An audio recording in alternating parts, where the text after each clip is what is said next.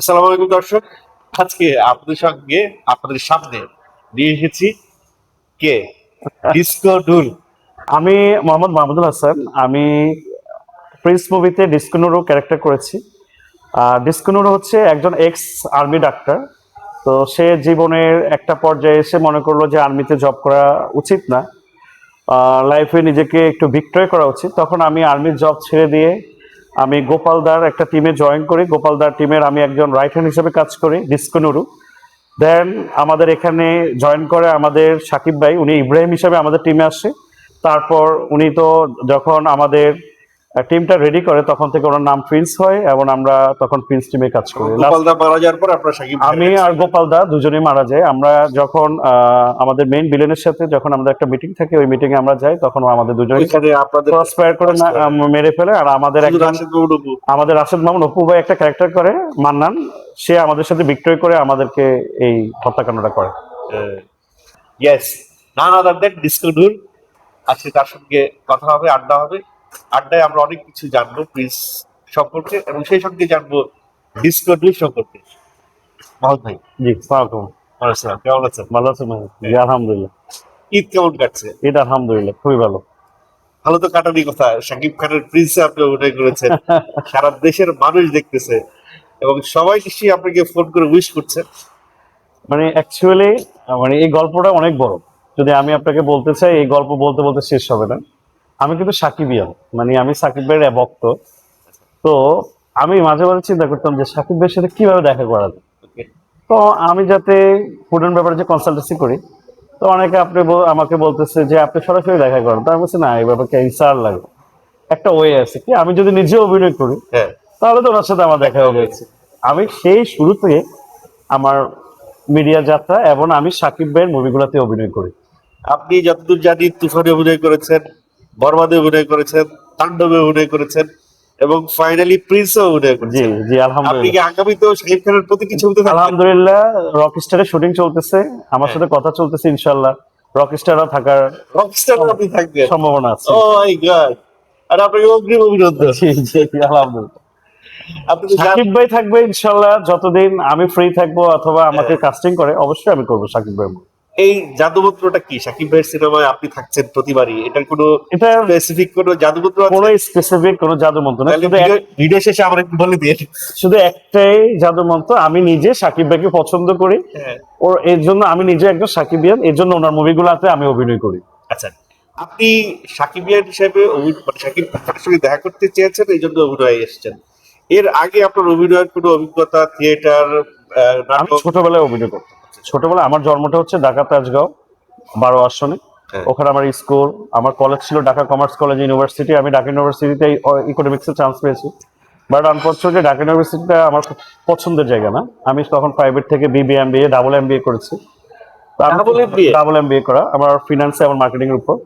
তো আমি অ্যাকচুয়ালি যখন চিন্তা করছি যে লাইফে নিজেকে চেঞ্জ করার জন্য কিছু করা দরকার, তখন থেকে আমি স্বপ্নে জব করেছি। আমি ল্যাবেট গ্রুপে ছিলাম, আমি হোসাব গ্রুপে ছিলাম। বাংলাদেশে ওয়ান অফ দ্য মোস্ট কয়েকজন যদি কনসালটেন্ট থাকে পুরান ব্যাপারে, যে আমিও ওয়ান অফ দ্যাম, আমিও একজন। তো আমি চেষ্টা করছি যে নিজেকে ইস্টাবলিশ করার জন্য। আলহামদুলিল্লাহ কতটুকু হয়েছে জানি না। যখন আমি দেখলাম যে সাকিব ভাইয়ের সাথে কিভাবে আরো বেশি একটু মিশা যায় অথবা সাকিব ভাইয়ের কাছে যাওয়া যায়, তখন অনেকে আমাকে বলছে যে আপনি সরাসরি দেখা করেন অথবা ওনার বাসায় যান, গুলশানে যান, আপনি তো অনেক জায়গায় স্পন্সর করেন, তাহলে ওনাকে স্পন্সর করলে তো উনি আপনার সাথে দেখা করেন। কিছু না, এটা আমার কাছে ইলজিক্যাল একটা ওয়ে। একটা লজিক ওয়ে হচ্ছে আমি অভিনয় করবো। তখন আমি আমার পরিচিত কয়েকজন ডিরেক্টরকে নক করি যে ভাই I want to acting some your movie, if you give me some role. তখন ওনারা আমাকে দেখে, আমার অডিশন নেয় এবং আমার অডিশন নেওয়ার পরে যখন আমি তুফান করি রায়ান রাফি ভাইয়ের সাথে, আমার ছোট্ট একটা ক্যারেক্টার ছিল, আমি কিন্তু কলকাতা চলে গেছি ছোট্ট একটা ক্যারেক্টার করার জন্য। মানে আপনার এত ডেডিকেশন, এত বড় একজন ফ্যান, জি, আপনি আমি কলকাতা চলে গেছি শুধু ছোট্ট একটা ক্যারেক্টার, দেখবেন একটা হয়তো গানে অথবা দিক। তো আমি ইনশাল্লাহ, আমাকে অনেকে বলছে যে আপনার লুকস ভালো, আপনি চাইলে করতে পারেন। তো ইনশাল্লাহ যদি বাংলাদেশের কোনো মিডিয়াতে অথবা বাংলাদেশে বিগ স্ক্রিনে যদি কখনো মনে হয় যে আমাকে লিড ক্যারেক্টারে করার জন্য ইনশাল্লাহ আমি করার জন্য রেডি। তা আপনাকে আবু হায়াত মাহমুদ ডিস্কো নূরের যে ক্যারেক্টারটা দিছে যথেষ্ট প্রমিনেন্ট একটা ক্যারেক্টার এবং আপনি অ্যাক্টিংটাও খুব ভালো করেছেন। আলহামদুলিল্লাহ। আমার তো এই আমার যে আপনার যেহেতু আপনার অতীতের শুধুমাত্র ছোটবেলায় অভিনয় করেছেন, এরপরে এসে সিনেমায় ডিরেক্ট অভিনয় করলেন, মানে একটা কিছু তো গড গিফটেড আছে বোধ হয় আপনার কাছে, যে এটা হচ্ছে কি, আমরা তো যারা মার্কেটিং এ কাজ করি আমরা তো অনেক ম্যানেজ করতে হয়। I see. আমরা তো অনেক কথা বলতে হয়। যেমন আমাদের যদি আমি বলি মার্কেটিং এর আমাদের সেলস পোর্শন থেকে শুরু করি, আমাদের কাস্টমার স্যাটিসফ্যাকশন, মানে কাস্টমার স্যাটিসফ্যাকশনে যদি আমি বলি, ফার্স্ট অফ অল চলে আসে কাস্টমার সার্ভিস। রাইট। একটা কাস্টমারকে যদি সার্ভিস দিতে হয়, কাস্টমারের মেন্টালি থেকে শুরু করে তাকে হ্যাপি করে বের করে দেওয়া, এই পুরোটা দায়িত্ব আমার। Right. যখন আমি টিম লিডার ছিলাম, আমার টিমকে আমি শিখিয়েতাম। আমি এমন আমি একটা গল্প বলি, এটা আমি যাতে আপনি আমার খুবই কাছের একজন মানুষ। আমি স্বপ্নে জব করতাম, চান্দ্রা আমার রিজনাল হেড আমাকে ফোন দিয়েছে যে একটা গেস্ট দুধ আর কাঁচামরিচ পায়নি। হ্যাঁ। সে ফেসবুকে পোস্ট দিছে স্বপ্নের জন্য আমার ইটটা মাটি। হ্যাঁ, তখন কিন্তু প্যান্ডামিক সিচুয়েশন, করোনা চলতেছে। হ্যাঁ। আমার বস আমাকে ফোন দিয়েছে, আমি সকালবেলা ঈদের নামাজ পড়েছি, আমি আমার বাসায় যাইনি, আমি সরাসরি চলে গেছি ডিসিসি মার্কেটে। আমি দুধ কালেক্ট করেছি, কাঁচামরিচ কালেক্ট করেছি, করে ওই যে ওই কাস্টমারের বাসায় গিয়ে সেই দুধ এবং কাঁচামরিচ পৌঁছায় দিয়ে এসে ওনার সাথে ছবি তুলে ঈদ মোবারক করে আমি বাসায় আসছি। Wow. এই যে সার্ভিসটা, এই যে কাস্টমারের সাথে কথা বলাটা, আমার মনে হয় এখান থেকে আমার অভিনয় শিক্ষাটা অথবা Right. মানে কথা বলা, আপনি অভিনয়টা জীবন থেকে শিখেছেন। আমার প্র্যাকটিক্যাল লাইফ থেকে আমার অভিনয় শিক্ষা। তো আপনি প্রথম যেদিন আপনার তো একটা স্বপ্ন ছিল যে শাহিদ খানের সঙ্গে সেদিন দেখা করবেন, যেদিন তার সঙ্গে অ্যাক্টিংটা করবেন, ফার্স্ট আপনি তুফানে বোধহয় তার সঙ্গে দেখা, মানে আমার সাথে দেখা হয়েছে, কথা হয়েছে। সেই দিনের মোমেন্টামটা যদি একটু শেয়ার করতেন। মানে আমি যদি বলবো, মানে সাকিব ভাই যখন সেটে আসতেছে, আমি ওনাকে আগে কখনো দেখি, Wow. আমার সামনে দিয়ে হেঁটে যাচ্ছে। মানে আমি যদি বলি বিশ্বাস করবেন কিনা, আমি অবাক হয়ে গেছি। আমি এত সুন্দর একটা মানুষ এত সুন্দর হতে পারে, মানে আমি ওনার হাত দেখতেছি, পা দেখতেছি, চুল দেখতেছি, চোখ দেখতেছি, একটা পর্যায়ে উনি আমার সামনে দিয়ে যাচ্ছে। আবার আমার ফার্স্ট শটে ছিল উনি আমার সামনে আমাকে পত্রিকা মেলা, মানে আমার হাত থেকে পত্রিকা নিয়ে মেলা, মানে আমার জব হয় না তুফান মুভিতে, তা আমি পত্রিকাতে জব খুঁজতেছি, উনি আমার পত্রিকা এভাবে গানের সময় মেলা, মানে এভাবে টিকা মেলা, মানে আমি দেখে না, আমি অভিনয় থেকে ওনাকে দেখতে, এটা একটা গানের দৃশ্য ছিল। গানের দৃশ্য ছিল। আমাকে যখন ওই যে আমাদের মেকআপ ম্যান সবুজ আমার খুবই মানে সহযোগিতা করেছে ওই ছেলেটা, উনি আমাকে বলতেছে যে ভাইয়া উনি বাংলাদেশ থেকে আসছে, উনি আপনাকে পছন্দ করে আপনার মুভি। তখন ভাইয়া আমাকে ধরে বলছে থ্যাংক ইউ ভাইয়া। এই যে আমার স্টার্টিংটা, এরপরে তো আমি ওনার সাথে এক এক বরবাদ করলাম, তাণ্ডব করলাম, প্রিন্স করছি, এখন ইনশাল্লাহ যদি বাকি আরো অন্য অন্য Rockstar করবেন সামনে ইনশাআল্লাহ। ডিরেক্টরে যদি কাস্টিং করে ইনশাল্লাহ সবগুলোতেই করবো কাজ। না আপনার যেহেতু আমার ক্যারেক্টার, আমি আপনাকে একটু একদম সরাসরি দর্শকদের উদ্দেশ্যে বলবি, হ্যাঁ, হ্যাঁ, আমার ক্যারেক্টার কি হবে এটা আমি জানি না। হ্যাঁ। শাকিব খানের মুভিতে আমি আছি, একবার দেখাইছি, আমি ইনশাল্লাহ যদি মনে হয় আমেরিকা যেতে, I want to go there. Really আপনি আমেরিকার নিজের খরচে যাবেন নিজের খরচে, নো প্রবলেম, এবং সেখানে নিজের খরচে থাকবেন, নিজের খরচে থাকবো, কোনো সমস্যা নেই। তাহলে তো প্রডিউসারের অনেক টাকা বেঁচে যাবে। আমি আমি আমি ম্যাক্সিমাম প্রডিউসারকে বাঁচি। এবার শ্রীলঙ্কায় কি আপনি নিজের খরচে ছিলেন? না, শ্রীলঙ্কাতে আমাকে প্রিন্স টিম, শ্রীলঙ্কা, ইন্ডিয়ায় সম্পূর্ণ ওরা ওদের টিম খরচ দিয়েছে, কিন্তু আমি আমার পার্সোনালি যেগুলো খরচ করছি ওটা আমার তো নিজের খরচ। মাহমুদ ভাই, আপনি এই যে শাকিব খানের সঙ্গে অভিনয় করছেন, একটা সময় গিয়ে আপনার একটা ক্যারেক্টার দাঁড়িয়ে যাবে, ডিসকোডুর থেকে যেভাবে দেখলাম, তখন হয়তো আপনি নিজেকে একজন অভিনেতা হিসেবে আবিষ্কার করবেন, তো তখন কি আপনার অন্যান্য জব আমি সেগুলি ছেড়ে দিবেন? না, আমি আমার পেশাটাকেও রাখবো এবং অভিনয়টাকে করবো, দুইটাকে মার্চ করে রাখবো। দুইটাকে তো পারা যায় না। আমি কিন্তু একটা একটা জিনিস আপনাদেরকে বলি, আমাদের যত বড় অভিনেতাই দেখেন না, এরা কিন্তু বিজনেস করতেছে। করছে, আমি নাম বললাম না যাতে, সবাই করছে, শাকিব খানও করছে, সবাই করছে। হ্যাঁ, কিন্তু আমি তো ধরেন কিন্তু ওই তাদের অ্যাক্টিংটাই ফার্স্ট। অ্যাক্টিংটা ফার্স্ট, আমার কিন্তু দুইটাই ফার্স্ট হবে। কিভাবে আমি বলি, I am as a consultant, I am not কারো, আমি যে কারো সার্ভিস হোল্ডার, রাইট, আমি কারো মানে ধরা বাঁধা জব করি, রাইট। আপনার অফিস টাইম দেখুন, আমার কোনো অফিস টাইম নেই। আপনার সাথে আমার কথা হচ্ছে, আপনি আমাকে দিয়ে একটা কনসালটেন্সি করাবেন, একটা রেস্টুরেন্ট করাবেন, একটা সুপার শপ করাবেন, আপনি একটা বিজনেস মডিউল চাচ্ছেন আমার কাছ থেকে, I will give you some idea about my business, যে আপনি এই টাইপের বিজনেস করতে পারেন, এই টাইপের বিজনেস করবেন, এই ইনভেস্ট হবে।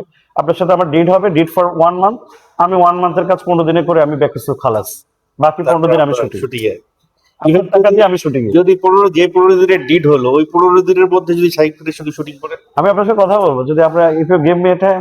আর আমার তো মানে আমি টাইম না দিলে আপনি না, না। ডিট ক্যান্সেল করে দিবেন? না, এরকম হয় না, মানুষ তো এখন সবাই সবাইকে সহযোগিতা করে। আমার বেসিক্যালি হয় কি, আমি প্ল্যানটা রেডি করে দিই, আমার টিম থাকে কাজ করে, আমাকে কাজ করতে হবে না, আমার টিমই কাজ করে দিবে। মাহমুদ কিন্তু ভাই, অনেকে চাই যে আমার নিজে প্রেজেন্ট থাকে। মাহমুদ ভাই, অনেক অনেক লক্ষ লক্ষ বাঙালির স্বপ্ন একবার শাকিব খানকে দেখবেন। সেই জায়গায় আপনি শাকিব খানের সঙ্গে, আপনারও স্বপ্ন ছিল সেরকম একটা। আমি তো বললাম নাই, এবং সেই জায়গায় আপনি শাকিব খানের সঙ্গে অভিনয় করছেন, অভিনয় করছি। এই ব্যাপারটাকে আপনি কিভাবে দেখেন? আমি বললাম না আমার মানে আপনাকে আমি বললাম না, আমি প্রথম দিন দেখে যখন সাকিব ভাই যাচ্ছে, আমি তো বললাম না, হাত পা চুল নখ সবই আমি দেখি। কারণ আমার কাছে তো মনে হয় ওটা স্বপ্ন মনে হয়েছে, আপনি স্বপ্ন একটু মনে হয়। প্রিন্সের অভিজ্ঞতা জানতে চাই। প্রিন্সের শুটিং কালে শাকিব খানের সঙ্গে আপনার ফ্রেন্ডসে শুটিং দৃশ্যগুলো হয়েছে। শুটিং কালে সাকিব ভাই যখন সেটে আসে তখন তো আমরা পুরো টিম অ্যাক্টিভ হয়ে যায়। আমি যখন একটা সাকিব ভাইয়ের সাথে যখন ডায়লগ শেয়ার করি, ডায়লগ, তখন ভাই আমাকে বলতেছে একটু লাউডলি বলো, অথবা এইভাবে বলে, জিনিসটা এইভাবে হলে ভালো হয়। মানে একজন এত বড় আর্টিস্ট, সে ডিরেক্টরের বাইরে গিয়ে সে আমাকে কোঅপারেটিভ করে, এটা আমি মানে আমি আসলে ক্যামেরার সামনে বলছি, আপনারা যারা ওনার সাথে অভিনয় করবেন বুঝতে পারবেন উনি কত বড় হেল্পফুল একজন আর্টিস্ট। এবং আমি সবচেয়ে বড় কথা, ধরেন আমার একটা শটে আমি দেখলাম আমার মিস্টেক হয়েছে, ভাই আমাকে বলতেছে কে সেকেন্ড, এটা আমার খুব ভালো লাগে। আপনি শাকিব ভাইকে কি কি গিফট করছেন?